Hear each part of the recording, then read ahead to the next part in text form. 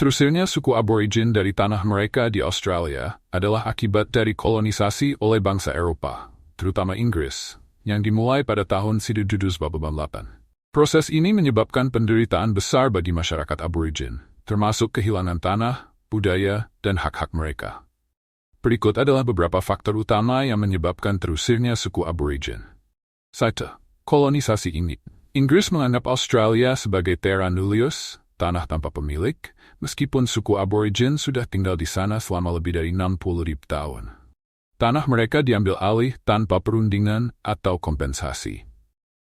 2. Kekerasan dan perang. Terjadi banyak konflik antara suku aborigin dan para pemukim Eropa yang seringkali berujung pada pembantaian suku aborigin. Senjata modern yang dimiliki orang Eropa membuat suku aborigin sulit bertahan dalam perlawanan. 3. Penyakit dan penurunan populasi. Penyakit seperti cacar, campak, dan influenza yang dibawa orang Eropa menyebabkan kematian massal di kalangan suku aborigin yang tidak memiliki kekebalan terhadap penyakit tersebut.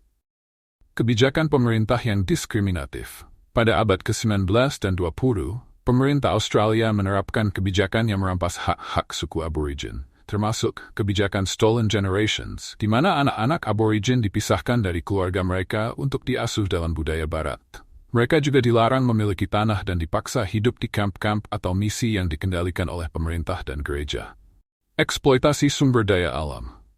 Tanah suku aborigin sering diambil untuk pertanian, peternakan, dan industri pertambangan, tanpa memperhatikan hak mereka.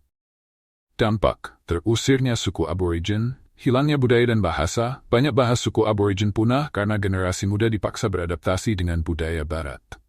Ketimpangan sosial dan ekonomi. Hingga saat ini, suku aborigin masih mengalami diskriminasi, kemiskinan, dan masalah kesehatan yang lebih buruk dibandingkan penduduk non-aborigin. Gerakan rekonsiliasi. Sejak akhir abad ke-20, pemerintah Australia mulai mengakui kesalahan masa lalu dan memberikan beberapa hak kembali kepada suku aborigin, termasuk pengakuan tanah adat melalui Undang-Undang Native Title. Perjuangan suku aborigin untuk mendapatkan kembali hak-hak mereka masih berlangsung hingga saat ini.